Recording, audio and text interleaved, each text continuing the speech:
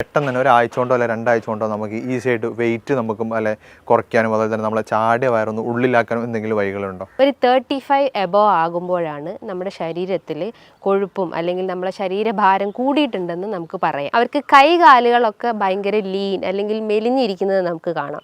പക്ഷെ അവർ വയറ് നോക്കുമ്പം ചാടിയിരിക്കുന്നത് അല്ലെങ്കിൽ ഒരു പോട്ട് ബെല്ലി സ്ട്രക്ചറിലേക്ക് കാണപ്പെടുന്നുണ്ട്. കൊഴുപ്പ് അടിഞ്ഞു കൂടേണ്ട ആ ഒരു ടൈമിംഗ് പീരീഡ് തന്നെ വളരെ ഷോർട്ടാണ്.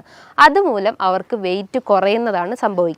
നമുക്ക് ഓട്സ് വെച്ചിട്ട് അല്ലെങ്കിൽ ഓംലെറ്റ് ഒക്കെ ഉണ്ടാക്കുന്നത് നല്ലതാണ്. അതേപോലെ തന്നെ ചെറിയ മത്സ്യങ്ങൾ നമ്മളെ ഭക്ഷണത്തിൽ ഉൾപ്പെടുത്തുന്നത് നല്ലതാണ്. ഹായ് മാം, പലപ്പോഴും നമ്മളടുത്ത് അല്ലെങ്കിൽ ഒരു കമൻ്റ് ആയിട്ടോ അല്ലെങ്കിൽ ഒക്കെ ചോദിക്കാനുള്ളതാണ്, നമുക്കൊരാഴ്ച കൊണ്ട് 4 കിലോ അല്ലെങ്കിൽ 5 കിലോ ഒക്കെ കുറയ്ക്കാൻ പറ്റുമോ എന്നുള്ളത്. പ്രത്യേകിച്ച് നമ്മളെ ഒരു പിന്നെ വെഡ്ഡിംഗ് ഒക്കെ വരികയാണെങ്കിൽ, നമ്മളെ സ്വന്തം വെഡ്ഡിംഗ് ആണെങ്കിലും അല്ലെങ്കിലൊക്കെ പല ആളുകളും ചോദിക്കാറുണ്ട്, നമുക്ക് ഒരു ഇഷ്ടപ്പെട്ട ഡ്രസ്സൊക്കെ ധരിക്കണമെങ്കിൽ ഒന്ന് ഈ ചാടിയ വയറൊന്ന് ഉള്ളിലാവണം, അതിനൊരാഴ്ച കൊണ്ട് എന്തെങ്കിലും മെത്തേഡ്സ് ഉണ്ടോ, അല്ലെങ്കിൽ 2 ആഴ്ച കൊണ്ട് ഒരു 10 ദിവസം കൊണ്ട് 10 ദിവസത്തിനുള്ളിൽ തന്നെ നമുക്ക് ഇത്രയും കാര്യങ്ങൾ ചെയ്യാൻ പറ്റുമോ എന്ന് പലരും ചോദിക്കാറുണ്ട്.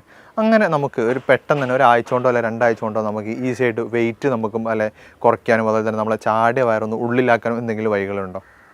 നമുക്ക് തീർച്ചയായിട്ടും 2 ആഴ്ച കൊണ്ടോ അല്ലെങ്കിൽ ഒരു മാസം കൊണ്ടൊക്കെ നമുക്ക് ഇങ്ങനെ അമിത വണ്ണമൊക്കെ നമുക്ക് കുറച്ച് കൊണ്ടുവരാൻ പറ്റുന്നതാണ്. അപ്പോൾ അതിന് മുന്നേ ആയിട്ട് നമുക്ക് വെയിറ്റ് കൂടാൻ എന്തൊക്കെ കാരണങ്ങളെന്ന് നമുക്കിവിടെ ഡിസ്കസ് ചെയ്യാം. മെയിനായിട്ട് വെയിറ്റ് കൂടാന്ന് പറഞ്ഞു കഴിഞ്ഞാൽ നമ്മളെ ബോഡി വെയിറ്റ് അല്ലെങ്കിൽ ബോഡി മാസ് ഇൻഡെക്സ് ഒരു 35 എബോവ് ആകുമ്പോഴാണ് നമ്മുടെ ശരീരത്തിൽ കൊഴുപ്പും അല്ലെങ്കിൽ നമ്മളെ ശരീരഭാരം കൂടിയിട്ടുണ്ടെന്ന് നമുക്ക് പറയാം. അപ്പോൾ ഈ വെയിറ്റ് കൂടുക എന്ന് പറയുമ്പം നമ്മുടെ ജോയിൻസിനൊക്കെ നോർമലി ഒരു ജോയിൻറ്റിന് ഒരു വെയിറ്റ് ബെയറിങ് കപ്പാസിറ്റി ഉണ്ട്. നമ്മളെ ശരീരത്തിൻ്റെ ഒരു 4 കിലോളം നമ്മളെ ജോയിൻസ് താങ്ങി നിർത്തുന്നുണ്ട്. അപ്പോൾ ആ ജോയിൻസിൽ നിന്നൊക്കെ ഭയങ്കര ഒരു വേദന അനുഭവപ്പെടുക, അല്ലെങ്കിൽ നടക്കുമ്പോൾ ഒരു കിതപ്പൊക്കെ ഫീൽ ചെയ്യുക, അല്ലെങ്കിൽ എന്താ പറയുക ഭയങ്കര ഒരു സ്റ്റിഫ്നെസ് അനുഭവപ്പെടുക, അതൊക്കെയാണ് നമ്മളെ ശരീരഭാരം വർദ്ധിച്ചിട്ടുണ്ടെന്ന് നമ്മളെ ശരീരം കാണിക്കുന്ന ഒരു എക്സ്റ്റേണൽ സൈൻ എന്നൊക്കെ പറയാം. അതേപോലെ തന്നെ ചില ഡ്രസ്സൊക്കെ ഇടുമ്പോൾ നമ്മൾ ഇപ്പോൾ ഇട്ടുകൊണ്ടിരിക്കുന്ന ഡ്രസ്സ് കുറച്ച് കഴിഞ്ഞ് നമ്മൾ വെയിറ്റൊക്കെ കൂടി കഴിഞ്ഞ് നമുക്ക് ഇടാൻ ഭയങ്കര ബുദ്ധിമുട്ടായിരിക്കും, നമുക്ക് ഭയങ്കര ടൈറ്റായിരിക്കും, ചിലർക്ക് കുട വയറായിട്ട് അനുഭവപ്പെടാം. അപ്പോൾ ഇത് വരാൻ ഒരുപാട് കാരണങ്ങളുണ്ട്. മെയിനായിട്ട് അവരുടെ ഭക്ഷണ രീതികൾ തന്നെയാണ്. നമുക്കറിയാം പണ്ട് കാലങ്ങളിലൊക്കെ ആളുകൾക്ക് അസുഖങ്ങൾ വരുന്നത് വളരെ കുറവാണ്. അതായത് ഫാറ്റി ലിവർ പോലത്തതും ഫൈബ്രോയിഡ് ഇഷ്യൂസ്, PCOD ഇഷ്യൂസൊക്കെ വരുന്നത് വളരെ കുറവാണ്. ഇന്നൊരു ജനറേഷൻ നോക്കുമ്പോൾ ഒരു 100-ൽ 60% ആളുകളിലും ഈ ഫാറ്റി ലിവർ ഇഷ്യൂസ് ഉണ്ട്. ഒരു 60% ആളുകൾ തന്നെ PCODൻ്റെ ഇഷ്യൂസ് ഉണ്ട്. അപ്പോൾ അതുമൂലം ഇൻഫെർട്ടിലിറ്റി കംപ്ലയിൻസ്, കുട്ടികളില്ലാത്ത ബുദ്ധിമുട്ടുകളൊക്കെ ഇന്ന് വളരെ കോമൺ ആയിട്ടുള്ള കാര്യങ്ങളാണ്. അപ്പോൾ അവരൊക്കെ മെയിൻ ഒരു റീസൺ അല്ലെങ്കിൽ അത് വരാനുള്ള ഒരു റീസൺ എന്ന് പറഞ്ഞു കഴിഞ്ഞാൽ അവരൊരു ബാലൻസ് ഡയറ്റ് അവിടെ മെയിൻറ്റെയിൻ ചെയ്യുന്നില്ല. ഒരു ബാലൻസ് ഡയറ്റ് മെയിൻറ്റെയിൻ ചെയ്ത് കഴിഞ്ഞാൽ നമുക്കൊരുവിധം എല്ലാ അസുഖങ്ങളെയും നമുക്ക് കൺട്രോൾ ചെയ്യാൻ പറ്റുന്നതാണ്. അതായത് ബാലൻസ് ഡയറ്റ് എന്ന് പറയുമ്പം കാർബോഹൈഡ്രേറ്റ്, ഫാറ്റ്സ്, പ്രോട്ടീൻസ്, ഇത് 3ഉം തുല്യ രീതിയിൽ നമ്മളെ ഭക്ഷണത്തിൽ ഉൾപ്പെടുത്തി കഴിഞ്ഞ് കഴിഞ്ഞാൽ നമുക്ക് എല്ലാ അസുഖത്തെയും നമുക്ക് കൺട്രോൾ ചെയ്യാൻ പറ്റും. അപ്പം നമ്മൾ മരുന്നിനെയോ അല്ലെങ്കിൽ മറ്റെന്ത് മെഡിസിൻസിനെയോ ഒന്നും ഡിപ്പെൻഡ് ചെയ്യേണ്ട ആവശ്യമില്ല. ഇന്ന് വെയിറ്റ് കുറയ്ക്കാനും BP-ക്കും ഷുഗറിനും ഫാറ്റി ലിവറിനും ഒക്കെ ഒരുപാട് മെഡിസിൻസ് ഹൈ ഡോസായിട്ട് നമ്മൾ ഡെയിലി കഴിക്കാറുണ്ട്. ആ മെഡിസിൻസിൻ്റെ സൈഡ് എഫക്റ്റ് ആയിട്ട് പല കിഡ്നി സ്റ്റോൺ പ്രശ്നങ്ങളും, വീക്ക്നെസ് അനുഭവപ്പെടുന്നതും, പ്രതിരോധശേഷി കുറയുന്ന പ്രശ്നങ്ങളൊക്കെ ഇന്ന് ആളുകളിൽ കോമൺ ആണ്. അപ്പോൾ അതൊക്കെ ഒന്ന് കുറയ്ക്കാന്ന് പറയുന്നത് നമ്മളെ മെയിനായിട്ട് നമ്മളെ ഭക്ഷണത്തിൽ ഫോക്കസ് ചെയ്താൽ മതി. അപ്പോൾ ഭക്ഷണം നമ്മൾ കൺട്രോൾ ചെയ്ത് കഴിഞ്ഞാൽ തന്നെ നമുക്കൊരുവിധം എല്ലാം നമുക്ക് കൺട്രോൾ ചെയ്യാൻ പറ്റും. അപ്പം ഞാൻ പറഞ്ഞു വെയിറ്റ് കൂടാനുള്ള ഒരു കാരണം എന്ന് പറഞ്ഞു കഴിഞ്ഞാൽ ഈ അമിതമായിട്ടുള്ള കാർബ് അല്ലെങ്കിൽ അമിതമായിട്ടുള്ള കൊഴുപ്പേറിയ ഭക്ഷണങ്ങൾ അല്ലെങ്കിൽ അമിതമായിട്ടുള്ള പ്രോട്ടീൻ റിച്ച് ആയിട്ടുള്ള ഭക്ഷണങ്ങളൊക്കെ എടുക്കുമ്പോഴാണ് നമുക്ക് ഇത്തരം വെയിറ്റിൻ്റെ പ്രശ്നങ്ങൾ വരുന്നത്. അപ്പോൾ അതൊന്ന്. രണ്ടാമതായിട്ട് ഇത്രയും കഴിക്കുന്നുണ്ടെങ്കിലും നമ്മളത് ശരീരത്തിൽ നിന്ന് ബേൺ ഔട്ടായി പോകുന്നില്ല, അല്ലെങ്കിൽ ആ കലോറി നമ്മളെ ശരീരത്തിൽ അടിഞ്ഞു കൂടുക അല്ലെങ്കിൽ പല അവയവങ്ങളിലൊക്കെ അത് അടിഞ്ഞു കൂടുന്നുണ്ട്. അപ്പോൾ അത് ബേൺ ഔട്ടായിട്ടോ അല്ലെങ്കിൽ വേർപ്പായിട്ടോ നമ്മളെ ശരീരത്തിൽ പുറന്തള്ളപ്പെടുന്നില്ല. അപ്പോൾ നമ്മൾ എന്ത് ചെയ്യണം? നല്ല രീതിയിൽ എക്സസൈസ് ചെയ്യണം. അപ്പോൾ വ്യായാമക്കുറവ് ഇതിൻ്റെ ഒരു മെയിൻ കാരണമാണ്. അപ്പോൾ എക്സസൈസ് ചെയ്തിട്ടില്ലെങ്കിൽ ഇത്തരം ബുദ്ധിമുട്ടുകൾ നമുക്ക് കണ്ടിന്യൂസ് ആയിട്ട് വന്നുകൊണ്ടേ നിൽക്കും. അതേപോലെ തന്നെയാണ് വെയിറ്റ് കൂടാനുള്ള ഒരു കാരണം എന്ന് പറഞ്ഞാൽ നമ്മുടെ ശരീരത്തിൽ എസ്പെഷ്യലി സ്ത്രീകളിൽ നോക്കുകയാണെങ്കിൽ PCOD പ്രശ്നങ്ങളൊക്കെ ഉള്ള ആളുകളിൽ ഒരു കാരണം എന്ന് പറഞ്ഞു കഴിഞ്ഞാൽ ഹോർമോണൽ ഇംബാലൻസ് ആണ്. ഹോർമോണൽ ഇംബാലൻസ് എന്ന് പറയും PCOD കേസസിൽ ഈസ്ട്രജൻ ഹോർമോൺസിൽ ഉണ്ടാകുന്ന വേരിയേഷൻസ് കൊണ്ടാണ് ഇത്തരം സിസ്റ്റ് രൂപപ്പെടുന്നത്. അപ്പോൾ അവർക്ക് മെൻസ്ട്രൽ ഇറഗുലാരിറ്റീസ് ഉണ്ടാവാം. അവർക്ക് ഇൻഫെർട്ടിലിറ്റി പ്രശ്നങ്ങൾ ഉണ്ടാവാം, അതുമൂലം അവർക്ക് ഫൈബ്രോയിഡിൻ്റെ കംപ്ലയിൻസ് ഉണ്ടാവാം. അങ്ങനെ പല രീതിയിലുള്ള കോംപ്ലിക്കേഷൻസ് ആണ് ചിലപ്പം നമുക്ക് ഒരു അസുഖം വന്നു കഴിഞ്ഞാൽ നമ്മുടെ ശരീരത്തിൽ കാണിച്ചു തരുന്നത്. അപ്പം PCOD കൺട്രോൾ ചെയ്യാനും ഫാറ്റി ലിവർ കൺട്രോൾ ചെയ്യാനും അതേ ഫൈബ്രോയിഡ് കൺട്രോൾ ചെയ്യാനും എല്ലാത്തിനും നമ്മൾ ഡയറ്റും എക്സസൈസും മെയിനായിട്ട് ഫോക്കസ് ചെയ്യുക. ഇന്ന് പല ആളുകളും ചിന്തിക്കുന്നത് എല്ലാത്തിനും മരുന്നെടുത്ത് കഴിഞ്ഞാൽ നമുക്ക് എല്ലാ അസുഖവും കൺട്രോൾ ചെയ്യാൻ പറ്റും. നമുക്കറിയാം ഒരു 30% മാത്രമാണ് നമ്മൾ മരുന്നിന് ഡിപ്പെൻഡ് ചെയ്യുള്ളൂ. ബാക്കി ഒരു റിമൈനിങ് ഒരു 60% എല്ലാം നമ്മളെ ഭക്ഷണവും അതുപോലെ തന്നെ എക്സസൈസുമാണ് മെയിനായിട്ട് ഫോക്കസ് ചെയ്യേണ്ടത്. അപ്പം നമ്മൾ മെയിനായിട്ട് ഫോക്കസ് ചെയ്യേണ്ടത് നമ്മളെ ഡയറ്റും എക്സസൈസും അതേപോലെ തന്നെ ഒരു 3rd പേഴ്സൺ മാത്രമായിട്ട് മെഡിസിൻസിനെ കണ്ടാൽ മതി.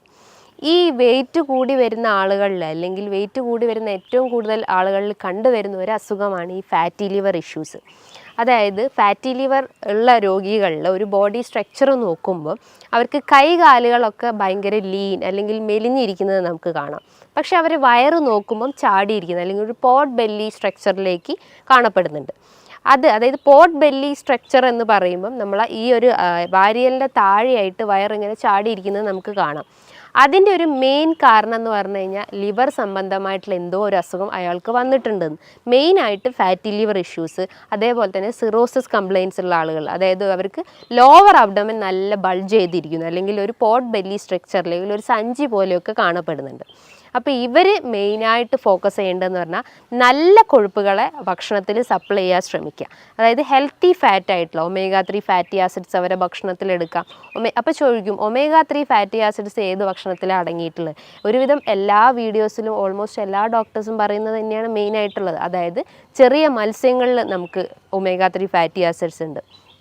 ചെറിയ മത്സ്യങ്ങൾ എന്ന് പറയുമ്പം അയല, മത്തി, നെത്തോലി, ഇതിൻ്റെ അകത്തൊക്കെ ചെറിയ രീതിയിൽ അതായത് ഒരു 30% അല്ലെങ്കിൽ ഒരു 40% omega-3 ഫാറ്റി ആസിഡ്സ് അടങ്ങിയിട്ടുണ്ട്.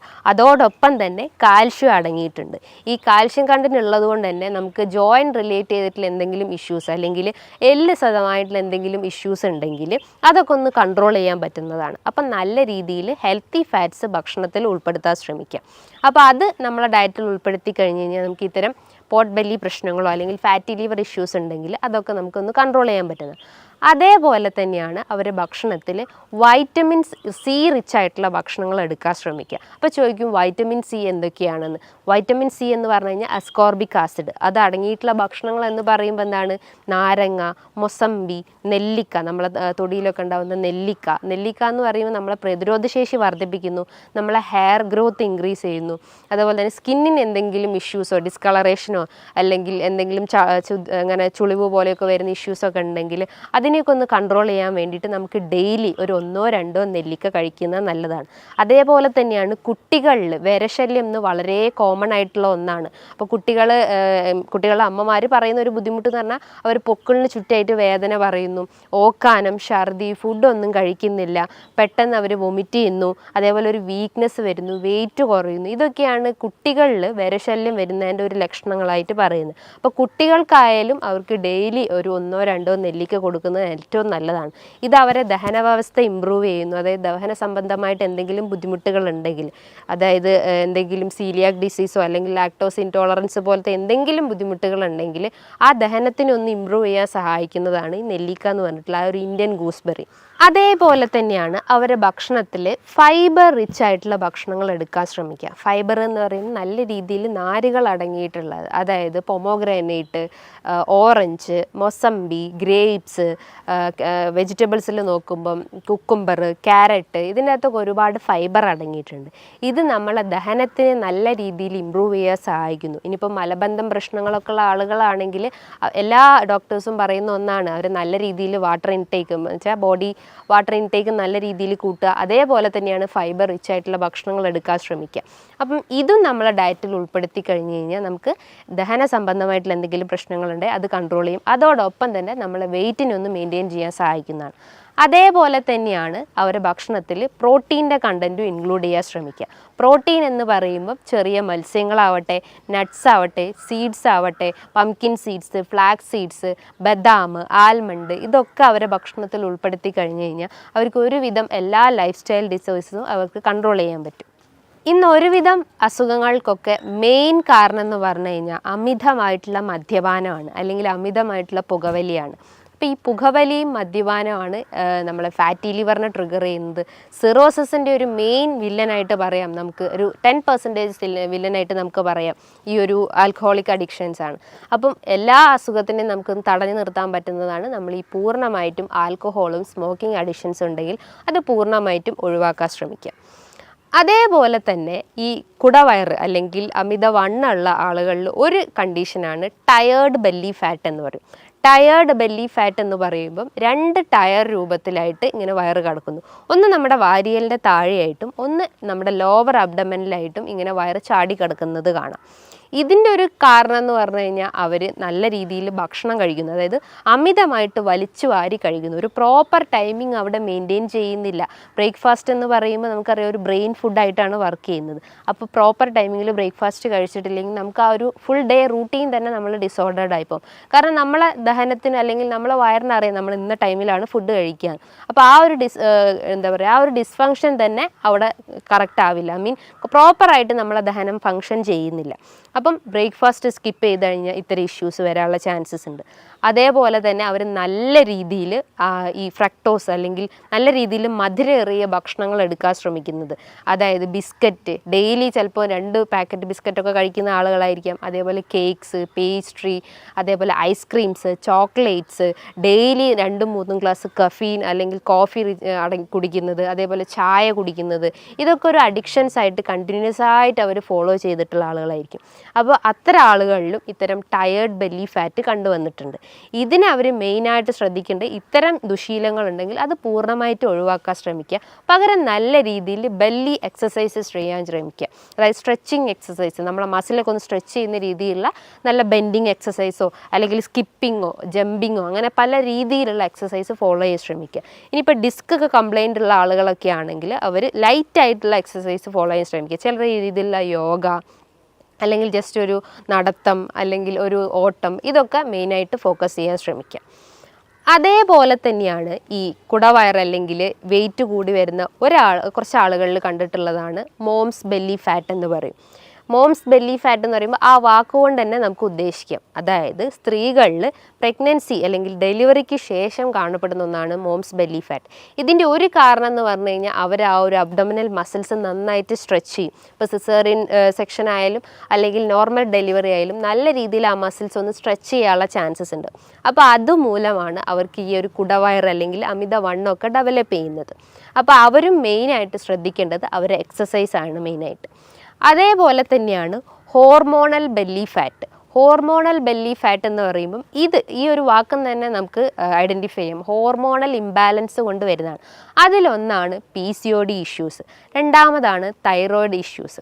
ഇത് മൂലം അവർ ശരീരത്തിൽ അമിതമായിട്ട് കൊഴുപ്പടിഞ്ഞുകൂടുന്നു. നമുക്കറിയാം PCOD എന്ന് പറയുമ്പോൾ എന്താ, ഡയബറ്റിസ് ഓഫ് ഓവറി എന്നാണ്. ഡയബറ്റിസ് ഓഫ് ഓവറി എന്ന് പറയുമ്പോൾ നമ്മൾ ഓവറിയിൽ ബാധിക്കുന്ന ഒരു പ്രമേഹത്തെയാണ് ഈ PCOD എന്ന് പറയുന്നത്. അതായത് അതിൻ്റെ മെയിൻ ഒരു റീസൺ അല്ലെങ്കിൽ ഒരു മെയിൻ വില്ലൻ എന്ന് പറയുന്നത് ഇൻസുലിൻ റെസിസ്റ്റൻസ് ആണ്. നമ്മൾ കഴിക്കുന്ന ഭക്ഷണത്തിന് എനർജി ആയിട്ട് അവിടെ കൺവേർഷൻ നടക്കുന്നില്ല. അതുമൂലം നമുക്ക് ഗ്ലൂക്കോസ് മോളിക്യൂൾസിന് അല്ലെങ്കിൽ ഇൻസുലിൻ റിസപ്റ്റേഴ്സിന് കറക്റ്റായിട്ട് അത് ഐഡൻറ്റിഫൈ ചെയ്യാൻ പറ്റാത്തൊരവസ്ഥ വരുന്നു. അപ്പോൾ നമ്മൾ ബോഡിയിൽ അമിതമായിട്ട് കൊഴുപ്പ് അടിഞ്ഞുകൂടുന്നു, പല ഓർഗൻസിലായിട്ട് അത് അടിഞ്ഞുകൂടുന്നു. അങ്ങനെ അടിഞ്ഞുകൂടുന്ന ഒരു ഇതിലെയാണ് ഓവറീസിൻ്റെ അകത്ത് അടിഞ്ഞുകൂടുന്നതിനെയാണ് ഡയബറ്റിസ് ഓഫ് ഓവറി. അതുമൂലം സ്ത്രീകൾക്ക് മെൻസ്ട്രൽ ഇറഗുലാരിറ്റി ഉണ്ടാവും. അതായത് ഒരു നോർമൽ സൈക്കിൾ എന്ന് പറയുമ്പോൾ 28 to 35 ഡേയ്സ് ആണ്. അത് അവർക്കൊരു 40 ഡേയ്സോ അല്ലെങ്കിൽ ഒരു 2 മന്തൊക്കെ ഡിലേ ആവുന്ന ചാൻസസ് ഉണ്ട്. ഇനിയിപ്പോൾ പീരീഡ്സ് ആയി കഴിഞ്ഞാലും അവർക്കൊരു 1-2 ഒരു സ്കാൻഡി ബ്ലീഡിങ്, വളരെ സ്പോട്ടിങ് രീതിയിലുള്ള ബ്ലീഡിങ് മാത്രമേ കാണപ്പെടുന്നുള്ളൂ. അതിശക്തമായിട്ടുള്ള വയറുവേദന അനുഭവപ്പെടാറുണ്ട്. അതേപോലെ തന്നെ ഭയങ്കരമായിട്ട് ക്ഷീണം അനുഭവപ്പെടുന്നു. അതിനെക്കാട്ടും വലുതൊന്നാണ് അവർക്ക് ശക്തമായിട്ട് വെയിറ്റ് കൂടുന്നത്. ഫുഡ് കഴിക്കാത്ത ആളുകളായാലും അതായത് നോർമലി ഫുഡ് കഴിക്കുന്ന ആളുകളായാലും അവർക്കും ഇത് വെയിറ്റ് കൂടുന്നത് ഒരു കാരണം എന്ന് പറഞ്ഞു കഴിഞ്ഞാൽ ഇൻസുലിൻ റെസിസ്റ്റൻസ് ആണ്. അതേപോലെ തന്നെയാണ് ഹോർമോണൽ ഇംബാലൻസിൽ വരുന്നതാണ് thyroid related issues. Thyroid related issues എന്ന് പറയുമ്പം തൈറോയിഡ് തന്നെ ഹൈപ്പോർ തൈറോയിഡ്സ് ഉണ്ട്, ഹൈപ്പർ തൈറോയിഡ്സ് ഉണ്ട്. ഹൈപ്പർ തൈറോയിഡിസം ഉള്ള കേസസിൽ അവർക്ക് വെയിറ്റ് കുറയുന്നതാണ് സംഭവിക്കുന്നത്. വെയിറ്റ് കുറയാന്ന് പറയുന്നതിന് ഒരു കാരണം എന്ന് പറഞ്ഞു കഴിഞ്ഞാൽ ബേസൽ മെറ്റബോളിക് റേറ്റ് അവിടെ ഹൈ ആണ്. കാരണം അവർ കഴിക്കുന്ന ഭക്ഷണങ്ങളെല്ലാം പെട്ടെന്ന് തന്നെ അവിടെ ഡൈജഷൻ നടക്കുന്നു, പെട്ടെന്ന് തന്നെ അത് എനർജി കൺവേർഷൻ നടക്കുന്നു. അപ്പം കൊഴുപ്പ് അടിഞ്ഞു കൂടേണ്ട ആ ഒരു ടൈമിംഗ് പീരീഡ് തന്നെ വളരെ ഷോർട്ടാണ്. അതുമൂലം അവർക്ക് വെയിറ്റ് കുറയുന്നതാണ് സംഭവിക്കുന്നത്. പക്ഷെ നേരെ തിരിച്ചാണ് ഹൈപ്പോ തൈറോയിഡിസം പേഷ്യൻസിൽ. അവർക്ക് ബേസൽ മെറ്റബോളിക് റേറ്റ് വളരെ ലോ ആണ്. അപ്പോൾ അവർക്ക് എന്ത് ചെയ്യും, തൈറോയിഡ് സ്റ്റിമുലേറ്റിംഗ് ഹോർമോൺസ് വളരെ ഹൈ ആയിരിക്കും. പകരം T3 T4 ഹോർമോൺസ് വളരെ ലോ ആവാനുള്ള ചാൻസസ്. കാരണം അവിടെ ഹോർമോൺസിൻ്റെ ആ ഒരു സെക്രീഷൻസ് വളരെ കുറവായിരിക്കും. പക്ഷേ അവിടെ സ്റ്റിമുലേറ്റ് ചെയ്യപ്പെടുന്ന, അതായത് തൈറോയിഡ് സ്റ്റിമുലേറ്റിംഗ് ഹോർമോൺസിൻ്റെ ആ ഒരു ഹോർമോൺ വളരെ കൂടുതലായിരിക്കും. അപ്പോൾ അവർക്ക് ബേസൽ മെറ്റബോളിക് റേറ്റും വളരെ ലോ ആണ്. അവർ കഴിക്കുന്ന ഭക്ഷണങ്ങളെല്ലാം പല ഓർഗൻസിലായിട്ട് അടിഞ്ഞു കൂടുന്നു, അതായത് കൊഴുപ്പായിട്ട് അടിഞ്ഞു കൂടുന്നു. അതിലൊന്നാണ് നമുക്ക് വെയിറ്റ് കൂടുന്നതിൻ്റെ ഒരു ലക്ഷണമായിട്ട് നമുക്ക് പറയാം. അതേപോലെ തന്നെയാണ് തൈറോയിഡ് രോഗികളിൽ അമിതമായിട്ടുള്ള ക്ഷീണം അനുഭവപ്പെടുന്നു. അതായത് ഹൈപ്പോ തൈറോയിഡിസം പേഷ്യൻസിൽ അതിശക്തമായിട്ടുള്ള ക്ഷീണം അനുഭവപ്പെടുന്നു. അവർക്ക് മുടി കൊഴിച്ചിലിൻ്റെ പ്രശ്നങ്ങളുണ്ടാകുന്നു, സ്കിന്ന് ഭയങ്കര ഡ്രൈ ആവുന്നു. ഇനിയിപ്പോൾ ദഹന വ്യവസ്ഥ നോക്കുകയാണെങ്കിൽ അവർക്ക് മലം കൃത്യമായിട്ട് പോകാത്തൊരവസ്ഥ വരുന്നത്, കോൺസ്റ്റിപ്പേഷൻ പ്രശ്നങ്ങളുണ്ടാകുന്നു. അതുമൂലം അവർക്ക് പൈൽസിൻ്റെ പ്രശ്നങ്ങളുണ്ടാകുന്നു, ഹെമറോയിഡ്സിൻ്റെ പ്രശ്നങ്ങളുണ്ടാകുന്നു. അങ്ങനെ പല കോംപ്ലിക്കേഷൻസ് ആയിട്ട് ഓരോ ആളുകളിലും ഇന്ന് ഈ ഒരു ബുദ്ധിമുട്ട് കണ്ടുവരുന്നുണ്ട്. ഇതിൻ്റെയൊക്കെ മെയിൻ റീസൺ എന്ന് പറഞ്ഞു കഴിഞ്ഞാൽ അവർ കഴിക്കുന്ന കാർബിൻ്റെ കണ്ടൻറ്റ് ഇൻക്രീസ് ചെയ്തിട്ടുണ്ടാവും, പ്രോട്ടീൻ്റെ കണ്ടൻറ്റ് ഇൻക്രീസ് ആയിട്ടുണ്ടാവും, ഫാറ്റിൻ്റെ കണ്ടൻറ്റ് ഇൻക്രീസ് ആയിട്ടുണ്ടാവും. ഇതൊന്നും കൃത്യമായ രീതിയിൽ അവരുടെ ഡയറ്റിൽ ഉൾപ്പെടുത്താത്തതുകൊണ്ടാണ് ഇത്രയും പ്രശ്നങ്ങൾ ഉണ്ടാകുന്നത്. അപ്പോൾ എപ്പോഴും അവിടെ ഒരു ബാലൻസ്ഡ് ഡയറ്റ് മെയിൻറ്റെയിൻ ചെയ്യാൻ ശ്രമിക്കുക. പല ആളുകളും ഇന്ന് വണ്ണം കുറയ്ക്കാൻ വേണ്ടിയിട്ട് പല രീതിയിലുള്ള ഡയറ്റ് ഫോളോ ചെയ്യുന്നു, അതേപോലെ തന്നെ പല ഫാസ്റ്റിംഗ് ഫോളോ ചെയ്യുന്നു. ആ ഫാസ്റ്റിങ്ങിൽ ഒന്നാണ് ഇൻ്റർമീഡിയൻറ്റ് ഫാസ്റ്റിംഗ്. ഇൻ്റർമീഡിയൻറ്റ് ഫാസ്റ്റിംഗ് നമ്മൾ ചെയ്യുമ്പോൾ നമ്മൾ ശരീരത്തിൽ അടിഞ്ഞുകൂടി കിടക്കുന്ന കൊഴുപ്പിനെയൊക്കെ ഒന്ന് അലിയിച്ച് കളയുക, അല്ലെങ്കിൽ അതിനെ ബേൺ ഔട്ട് ചെയ്യാൻ സഹായിക്കുന്ന ഒരു മെത്തേഡാണ് ഇൻ്റർമീഡിയൻറ്റ് ഫാസ്റ്റിംഗ്. അതായത് ഒരു 16 hours അല്ലെങ്കിൽ 14 to 16 hours നമ്മൾ ഫുഡെല്ലാം സ്കിപ്പ് ചെയ്തിട്ട് ഈവൺ ഒരു വാട്ടർ ഇൻടേക്ക് പോലും അവിടെ പാടില്ല. അപ്പോൾ അത്രയും ഫാസ്റ്റിംഗ് അവിടെ മെയിൻറ്റെയിൻ ചെയ്ത് കഴിഞ്ഞാൽ അവർക്ക് ഈ ഒരു ക്ഷീണം അല്ലെങ്കിൽ ഇത്തരം കൊഴുപ്പൊക്കെ നമ്മുടെ ശരീരത്തിൽ നിന്ന് തന്നെ നമുക്ക് ബേൺ ഔട്ട് ചെയ്യാൻ സഹായിക്കാവുന്നതാണ്. ഇനിയിപ്പം ഈ ഒരു ഡയറ്റ് ഫാസ്റ്റിംഗ് മാത്രമാണെങ്കിൽ അവരെന്തൊക്കെയാണ് അവരുടെ ഭക്ഷണത്തിൽ ഉൾപ്പെടുത്തേണ്ടതെന്ന് പലർക്കുമുള്ള സംശയങ്ങളുണ്ടാവും. എത്ര രീതിയിൽ കാർബ് എടുക്കണം, എത്ര രീതിയിൽ പ്രോട്ടീൻസ് എടുക്കണം, എത്ര രീതിയിൽ ഫാറ്റ്സ് എടുക്കണം എന്ന് പല ആളുകളും ചോദിക്കാറുണ്ട്. അപ്പോൾ കാർബ്സിൻ്റെ അളവ് നോക്കുമ്പം നമ്മളൊരു ഈക്വൽ എമൗണ്ടിൽ, അതിൽ 20%, ഒരു 100% നോക്കുമ്പോൾ അതിൻ്റെ ഒരു 20% അല്ലെങ്കിൽ ഒരു 20-30% മാത്രമേ നമ്മൾ കാർബിൻ്റെ അളവ് എടുക്കാൻ പാടുള്ളൂ. അതേപോലെ തന്നെ ഒരു ഈക്വൽ എമൗണ്ട് തന്നെ നമ്മൾ പ്രോട്ടീൻസിൻ്റെ അളവും ഫാറ്റ്സിൻ്റെ അളവും മെയിൻറ്റെയിൻ ചെയ്യാൻ ശ്രമിക്കുക. അതേപോലെ നമ്മൾ ശ്രദ്ധിക്കേണ്ട ഒരു കാര്യം എന്ന് പറഞ്ഞു കഴിഞ്ഞാൽ നമ്മൾ വലിച്ചു വാരി, അതായത് 3 നേരം നമ്മൾ വലിച്ചു വാരി ഭക്ഷണം കഴിക്കുന്നതിന് പകരം നമ്മൾ 6 നേരമാക്കി ഭക്ഷണം കഴിക്കുക. അതായത് ഒരു കൃത്യസമയത്ത് ഭക്ഷണം കഴിക്കാൻ ശ്രമിക്കുക. ഇന്ന് നമ്മൾ 7 മണിക്ക് കഴിച്ചു കഴിഞ്ഞാൽ നമ്മൾ നെക്സ്റ്റ് ഡേ ഒരു 10 മണിക്ക് കഴിച്ചു കഴിഞ്ഞാൽ നമ്മളെ ബോഡി ബാലൻസ് തന്നെ ഇംപ്രോപ്പർ ആവും. അപ്പോൾ ഒരു കൃത്യ ടൈമിങ്ങിൽ ഫുഡ് കഴിക്കാൻ ശ്രമിക്കുക. മോർണിംഗിൽ നമ്മൾ ഒരു 7 to 8 ഉള്ളിൽ കൃത്യമായിട്ട് ബ്രേക്ക്ഫാസ്റ്റ് കഴിക്കാൻ ശ്രമിക്കുക. രാവിലെ എഴുന്നേറ്റാൽ ഉടനെ തന്നെ വെറും വയറ്റിൽ ഒരു തിളപ്പിച്ചാറിയ വെള്ളം കുടിക്കാൻ ശ്രമിക്കുക. ആ വാട്ടറിൻ്റെ അകത്തേക്കൊന്നും ആഡ് ചെയ്യേണ്ട ആവശ്യമില്ല. നല്ല തിളപ്പിച്ചാറിയ വെള്ളം കുടിച്ചു കഴിഞ്ഞാൽ നമുക്ക് എന്തെങ്കിലും മലബന്ധം പ്രശ്നങ്ങളോ അല്ലെങ്കിൽ ഗ്യാസിൻ്റെ പ്രശ്നങ്ങളോ നെഞ്ചരിച്ചിലിൻ്റെ പ്രശ്നങ്ങളോ ഒക്കെ ഉണ്ടെങ്കിൽ അതിനൊക്കെ ഒന്ന് കൺട്രോൾ ചെയ്യാൻ പറ്റുന്നതാണ് ഈ ഒരു വാട്ടർ ഇൻടേക്ക് എന്ന് പറയുന്നത്. അതിനുശേഷം നമ്മൾക്ക് നമ്മുടെ ബ്രേക്ക്ഫാസ്റ്റ് സ്റ്റാർട്ട് ചെയ്യാവുന്നതാണ്. ഇനിയിപ്പോൾ പ്രമേഹ രോഗികളായാലും തന്നെ അവർ ആ ഒരു കാർബിൻ്റെ അളവൊക്കെ കുറച്ചിട്ട് അവർ നല്ല രീതിയിൽ പ്രോട്ടീൻ്റെ അളവും അല്ലെങ്കിൽ ഫാറ്റ്സിൻ്റെ അളവും മെയിൻറ്റെയിൻ ചെയ്യാൻ ശ്രമിക്കുക. ഇനി ഒരു 11 മണിയാകുമ്പം അവർക്ക് എന്തെങ്കിലും ഒരു ഫ്രൂട്ട്സ് ഐറ്റംസോ അല്ലെങ്കിൽ ഫ്രൂട്ട് സാലഡൊക്കെ ആയിട്ടിട്ട് ഭക്ഷണത്തിൽ ഉൾപ്പെടുത്താവുന്നതാണ്. നമുക്കറിയാം, നമ്മൾ ശ്രദ്ധിക്കേണ്ട ഒരു കാര്യം എന്ന് പറഞ്ഞു കഴിഞ്ഞാൽ നമ്മളെപ്പോഴും ഫ്രൂട്ട്സ് കഴിക്കുമ്പോൾ ജ്യൂസ് ഫോമിൽ കഴിക്കാതിരിക്കുക. ജ്യൂസ് ഫോമിൽ കഴിക്കുമ്പോൾ അതിൻ്റെ ഫൈബർ കണ്ടൻറ്റ് അവിടെ നഷ്ടപ്പെടും. ആ ഒരു ഫ്രക്ടോസിൻ്റെ അളവ് അതിൽ ക്രമാതീതമായിട്ട് കൂടും. അത് കൂടിക്കഴിഞ്ഞാൽ നമ്മുടെ ശരീരത്തിൽ അതിൻ്റെ എമൗണ്ട് എത്തുമ്പം നമ്മുടെ ശരീരത്തിൽ ഗ്ലൂക്കോസിൻ്റെ അളവ് കൂടും. അതായത് ഗ്ലൈസമിക് ഇൻഡെക്സ് കൂടിയിട്ടുള്ള ഭക്ഷണങ്ങളാണെങ്കിൽ നമ്മൾ കഴിക്കുന്നത് കൃത്യമായിട്ടും നമ്മുടെ ശരീരത്തിൽ എന്തായാലും നമ്മുടെ രക്തത്തിൽ പഞ്ചസാരേൻ്റെ അളവ് എന്തായാലും കൂടിയിരിക്കും. അതുമൂലം നമുക്ക് പ്രമേഹം പോലത്തെ പ്രശ്നങ്ങൾ ഉണ്ടാവും.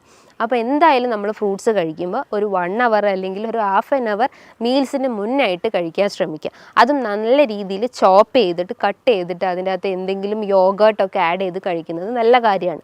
അതേപോലെ ചെറിയ എമൗണ്ടിൽ 1 ടീസ്പൂണൊക്കെ ഒലിവ് ഓയിൽ അവരെ ഭക്ഷണത്തിൽ ഉൾപ്പെടുത്തുന്നതും നല്ലതാണ്. ഇതിൻ്റെ അകത്ത് ഹെൽത്തി ഫാറ്റ്സ് ആണ് അടങ്ങിയിട്ടുള്ളത്. അതേപോലെ തന്നെയാണ് നമ്മൾ ലഞ്ച് ടൈമിൽ നമ്മൾ ചോറിൻ്റെ അളവ് കുറച്ചിട്ട് നമുക്ക് ധാന്യങ്ങളായിട്ട് തോരനോ ഉപ്പേരിയോ നമ്മളെ ഭക്ഷണത്തിൽ ഉൾപ്പെടുത്താം. പല ആളുകളും ഒരു പ്ലേറ്റ് നിറച്ചോളം നമുക്ക് ഈ ഒരു ഫ്രൂട്ട്സ് അല്ലെങ്കിൽ ധാന്യങ്ങൾ അല്ലെങ്കിൽ എന്താ പറയുക നമ്മളെ കറികളൊക്കെ നമുക്ക് ഭക്ഷണത്തിൽ ഉൾപ്പെടുത്താം. പകരം നമ്മൾ എന്ത് ചെയ്യും, അതിന് പകരം നമ്മൾ നല്ല ഒരു കൂമ്പാരം നിറയെ നമ്മൾ ചോറെടുക്കുന്നു. ആ ചോറിൻ്റെ അളവ് അവിടെ കുറച്ച് കഴിഞ്ഞാൽ നമുക്ക് ഇത്തരം പ്രശ്നങ്ങളൊക്കെ നമുക്ക് കൺട്രോൾ ചെയ്യാൻ പറ്റുന്നതാണ്. ആ ഒരു ഫുഡ് ടൈമിങ് എപ്പോഴും നമ്മൾ മെയിൻറ്റെയിൻ ചെയ്യാൻ ശ്രമിക്കുക. ഇനിയിപ്പോൾ ഗ്യാസ്ട്രൈറ്റിസ് പ്രശ്നങ്ങളൊക്കെ ഉള്ള ആളുകളാണെങ്കിൽ അവരും ഒരു പ്രോപ്പർ ടൈമിങ്ങിൽ ഫുഡ് കഴിച്ചു കഴിഞ്ഞാൽ അവർക്ക് ഈ ഗ്യാസിൻ്റെ പ്രശ്നങ്ങൾ റെഡ്യൂസ് ചെയ്യും. ബ്ലോട്ടിങ് പ്രശ്നങ്ങളൊക്കെ ഉണ്ടെങ്കിൽ അതൊക്കെ ഒന്ന് കൺട്രോൾ ചെയ്യാൻ പറ്റുന്നതാണ്. അതേപോലെ തന്നെ നമ്മൾ ഈവനിങ് ടൈമിൽ ചെറിയ രീതിയിൽ ഫ്രൂട്ട്സ് നമ്മൾ ഭക്ഷണത്തിൽ ഉൾപ്പെടുത്താം. ഒരു ഗ്ലാസ് നമുക്ക് ചായയോ കാപ്പിയോ നമുക്ക് ഡെയിലി ഒരു വൺസ് എ ഡേ നമുക്ക് കഴിക്കുന്നത് നല്ലതാണ്. അതേപോലെ തന്നെ നമ്മൾ ഡിന്നർ നോക്കുവാണെങ്കിലും അതൊരു 7 to 8 ഉള്ളിൽ നമ്മൾ ഡിന്നർ കഴിക്കാൻ ശ്രമിക്കാം. അത് നമ്മളെ ലൈറ്റ് ഭക്ഷണങ്ങൾ എടുക്കാൻ ശ്രമിക്കുക. നമ്മൾ വീട്ടിൽ നിന്ന് തന്നെ പൊടിപ്പിച്ചുണ്ടാക്കിയിട്ടുള്ള വീറ്റിൻ്റെ ചപ്പാത്തിയോ അല്ലെങ്കിൽ ഓട്സൊക്കെ യൂസ് ചെയ്യുകയാണെങ്കിൽ തന്നെ പാല് കഴിവതും ഒഴിവാക്കിയിട്ട് നല്ല രീതിയിൽ നമ്മളെ നോർമൽ വാട്ടറിൽ തന്നെ അത് കുക്ക് ചെയ്തെടുക്കാൻ ശ്രമിക്കാം. നമുക്ക് ഓട്സ് വെച്ചിട്ട് അല്ലെങ്കിൽ ഓംലെറ്റൊക്കെ ഉണ്ടാക്കുന്നത് നല്ലതാണ്. അതേപോലെ തന്നെ ചെറിയ മത്സ്യങ്ങൾ നമ്മളെ ഭക്ഷണത്തിൽ ഉൾപ്പെടുത്തുന്നത് നല്ലതാണ്. അതേപോലെ നമ്മൾ ശ്രദ്ധിക്കേണ്ട ഒരു കാര്യമാണ് റെഡ് മീറ്റ് പൂർണ്ണമായിട്ടും നമ്മൾ ഭക്ഷണത്തിൽ നിന്ന് ഒഴിവാക്കാൻ ശ്രമിക്കുക. നിങ്ങൾക്കൊരു വീക്ക്ലി വൺസ് കഴിക്കാം, അല്ലെങ്കിൽ മന്ത്ലി വൺസൊക്കെ റെഡ് മീറ്റ് കഴിക്കുന്നതുകൊണ്ട് കുഴപ്പമൊന്നുമില്ല. ഇത് നമ്മളെ ശരീരത്തിൽ യൂറിക് ആസിഡിൻ്റെ അളവിൻ്റെ കൂട്ടുന്നുണ്ട്. അപ്പോൾ അതുമൂലം നമുക്ക് ഗൗട്ടി കംപ്ലയിൻസ് ഒക്കെ ഇൻക്രീസ് ചെയ്യാനുള്ള ഒരു ചാൻസസ് ഉണ്ട്. അപ്പം നമ്മളെ ഭക്ഷണത്തിൽ എപ്പോഴും റെഡ് മീറ്റിൻ്റെ അളവ് കഴിവതും കുറയ്ക്കാൻ ശ്രമിക്കുക. നല്ല പോലെ എക്സസൈസ് ചെയ്യാൻ ശ്രമിക്കുക. നമ്മളെ ശരീരം നല്ല രീതിയിൽ വേർക്കുന്ന രീതിയിലുള്ള എക്സസൈസ് മെയിൻറ്റെയിൻ ചെയ്യാൻ ശ്രമിക്കുക. അത് കാർഡിയാക് എക്സസൈസ് ആവട്ടെ, അല്ലെങ്കിൽ എയറോബിക് എക്സസൈസ് ആവട്ടെ, ചെറിയ രീതിയിലുള്ള നടത്തോ അല്ലെങ്കിൽ ഓട്ടോ എന്ത് നമ്മളെ ഭക്ഷണത്തിൽ നമ്മളെ ഡയറ്റിൽ അല്ലെങ്കിൽ നമ്മളെ ലൈഫ് സ്റ്റൈലിൽ ഉൾപ്പെടുത്തി കഴിഞ്ഞ് കഴിഞ്ഞാൽ നമുക്ക് ഇത്തരം പ്രശ്നങ്ങളൊക്കെ നമുക്ക് കൺട്രോൾ ചെയ്യാൻ പറ്റുന്നതാണ്.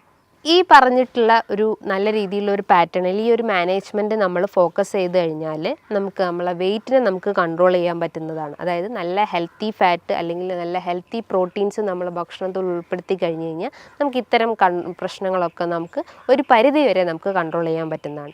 ഇനി ഇതുമായി ബന്ധപ്പെട്ട് നിങ്ങൾക്ക് എന്തെങ്കിലും സംശയങ്ങളുണ്ടെങ്കിൽ താഴെ കാണുന്ന നമ്പറിൽ കോൺടാക്റ്റ് ചെയ്യാവുന്നതാണ്. നല്ലൊരു ഹെൽത്ത് ടോപ്പിക്കുമായി വീണ്ടും കാണാം. താങ്ക്